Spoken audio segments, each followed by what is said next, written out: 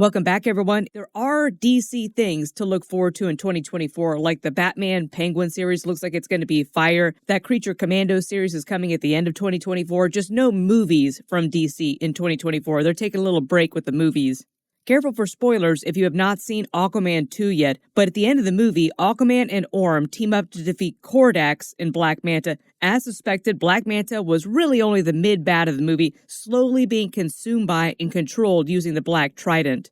Kordax was the ancient King Atlan's brother, thousands of years old, played by Pilu Abisek, Euron Greyjoy from Game of Thrones. He only appears briefly in his original human form in the movie. Way before the fall of Atlantis, when it sank beneath the ocean, when it was still made of 7 kingdoms, Kordax, his brother, ruled one of the sister nations called Necrus, aka the Lost Kingdom from the comics, which existed in Antarctica. Necrus started to grow more powerful than Atlantis and the other 7 nations through their use of a special fuel source called orichalcum, which is meant to be an analog for modern-day fossil fuels that polluted the environment significantly. The orichalcum was so powerful, so dangerous, that it threatened to mutate the organic life of the entire world, melt the polar ice caps, basically change the entire planet in a bad way. It's meant to be a metaphor for the transition away from fossil fuels in present day, like people wanting to save the environment. The other nations of Atlantis barely defeated them and sealed them with blood magic. Eventually, the polar ice caps in Antarctica covered the nation of Necrus.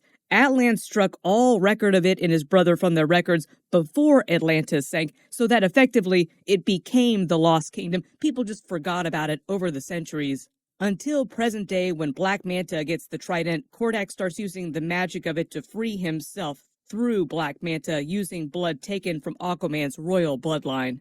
Here's the thing, though. This is where people will be kind of infuriated because it's kind of a nothing type of ending for the movie, especially the main villain. Kordax eventually is able to free himself, but they make quick work of him. He doesn't really have time to accomplish anything before Aquaman kills him. Like, it's like, boom, you're out, then you're dead.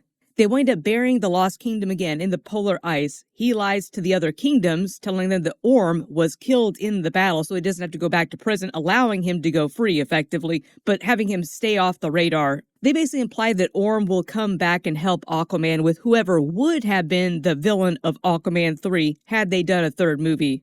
Aquaman, Mira, his family have a happy ending. They don't wind up killing his father like all the trailers made you think. The baby lives, Mira, his mother live. And they basically end the movie pulling an Iron Man 1 ending with him basically copying everything that Iron Man did at the end of his first movie. Like, it's almost literally a copy-paste of the ending of that movie. He addresses the world in a news broadcast where he reveals Atlantis' existence to the world, like when Iron Man revealed his existence to the world, I am Iron Man, and ends by literally doing the same things, I am Aquaman. It's crazy how similar the ending is. Like, this will either infuriate people or you just won't care because you're past it. Like, okay, fine, this is the end of the DCEU. While he's giving that speech, though, they set up the post-credit scene where he's talking about embracing both the land and the sea hand in hand, enjoying the benefits of both worlds, as Orm sits down at a dockside restaurant and orders a burger while dressed in casual human clothes. Remember, his whole thing in the first movie was that he wanted to burn and destroy all surface dwellers. So part of the idea is that he's chilled out on that and he's enjoying some of the best things about the surface world. During the actual post-credit scene, which is more of like a mid-credit scene, you see Orm continuing to enjoy his burger and catch a cockroach running across his table, stick it in the burger, then take a huge bite of the cockroach burger, and they really lay it on thick, like they added a big crunching sound in post-production. He smiles, enjoying the cockroach, like it's supposed to be a silly moment that pays off Aquaman's speech about Orm turning good. Like he's chilled out and he's finally enjoying the surface world. He's not going to try and kill everybody they can see. But it's also meant to be a silly moment, like, haha, he doesn't understand that the culture of the surface world hates the idea of eating that cockroach. The funny thing about that is that in some cultures around the world, bugs like that are viewed as delicacies and are cooked in really special ways. So it's not really weird, even though they play the post-credit scene like a haha, funny kind of moment. And that's it. There's no second post-credit scene. Originally, there was like a big deleted post-credit scene that featured a version of Batman.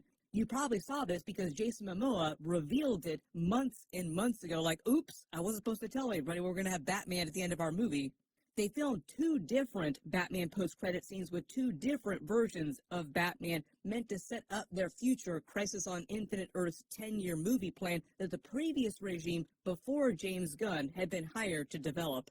This was back when the ending for the Flash movie was completely different. Like there was a bunch of Henry Cavill stuff. They were setting up the next version of the Justice League, like Justice League 2 under this new regime. Not Zack Snyder's version of Justice League 2, like a completely different version of Justice League 2 that involved Michael Keaton's Batman and Supergirl also being on the team. Originally, this would have flowed out of the whole idea that the Flash changed the timeline again at the end of his movie, so it wound up being Michael Keaton on the main Justice League Earth, so he would have shown up in that Aquaman 2 post-credit scene. But obviously, everything changed. They changed the release order for the movies, so originally Aquaman 2 was meant to come out before the Flash movie, and it wouldn't have made any sense. That's when they filmed the Ben Affleck Batman post-credit scene that Jason Momoa revealed to the world. That was actually meant to be released before the Flash movie actually came out in theaters.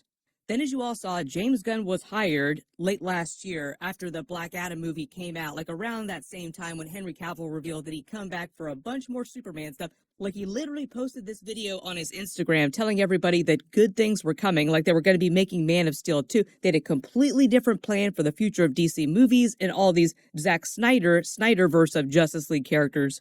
All those movies that they were planning were meant to be like this new era of the DCEU building up to a Crisis on Infinite Earths movie. Then apparently, like right when that was happening, like right as they started doing that stuff, they hired James Gunn and he just flat out chose to reboot everything. Like, okay, we're going to fix the DC universe by destroying it first and just completely starting fresh. That's when Jason Momoa started talking about this being his last time as the Aquaman character, but always having a home at DC. Then Peter Safran, James Gunn's producing partner, who's like the other half of his new Kevin Feige that he has going on at DC now, running all the DC movies, basically said the exact same thing, reiterating that Jason Momoa, quote unquote, would always have a home at DC, implying that he would be coming back as a completely different character. Not looking too good. I saw that Lobo cover and I was like, well, Look at the guy. look at the guy. I was a big Lobo fan growing up, so I have every comic. Most people, myself included, just think that that means that he is coming back as a version of Lobo because he's been talking about it so much on the Aquaman 2 press tour. Overall, I was not a huge fan of Aquaman 2. I feel like it's a pretty weak ending for the DCEU and a pretty weak post-credit scene to end on, too. Clearly, Warner Brothers was just like, okay, no more editing this movie. Like, it's fine the way it is. Let's just release it. Let's just move on to the next thing. Stop worrying about it. Normally, if the studio had kind of given up on the movie and they knew it was going to be their last big DCEU movie, you'd think that they would have changed something to give it a better bookend at the end of the post-credit scenes. That'll probably be my biggest complaint about the movie, is they just kind of let it exist as the way it is now. Like, if they knew it was going to be the final DCEU movie, they should have had some kind of moment honoring everything that came before at the end of the movie. I've already done a bunch of other videos about how they changed the Flash movie and like their original plans, what was going on with Henry Cavill's Superman. There's like a bunch of stuff that they wound up deleting from that movie. Whereas Aquaman 2 always sounded like it was meant to be a relatively standalone movie with a couple post-credit scenes that were connected to this other Crisis on Infinite Earths movie stuff that they were building up to. The Flash movie itself was originally planned to be a much bigger jumping off point, setting up Crisis on Infinite Earths. James Gunn's new 10-year plan for DC, like he announced DC Phase 1, essentially like DC Chapter 1, Gods and Monsters. He didn't announce all the movies that are happening for the next 10 years, just like the first big phase in the next couple of years. He already said that that's not meant to build up to Crisis on Infinite Earths in the movie. Like the thing that he's building up to, like his new version of the Justice League movies will be completely different, like a completely different event. But the pictures that he posted were from Kingdom Come, so it might be inspired a little bit by Kingdom Come, at least the next Justice League movie. But it does look like the Batman 2 with Robert Pattinson is going to be fire. It looks like the Batman Penguin series is going to be great. And hopefully the James Gunn era of DC TV series are also going to be really cool too. All the ones that will be connected to the DCU. Speaking of Snyderverse, Zack Snyder also released his own Rebel Moon Netflix movie. I'll try to do a couple videos for that too. That's basically him trying to cook his own version of a Snyderverse that's more inspired by the Star Wars movies over at Netflix, like a completely separate vibe. We will see if he is successful. Thank you so much for watching. Everyone stay safe, and I'll see you guys in the next one.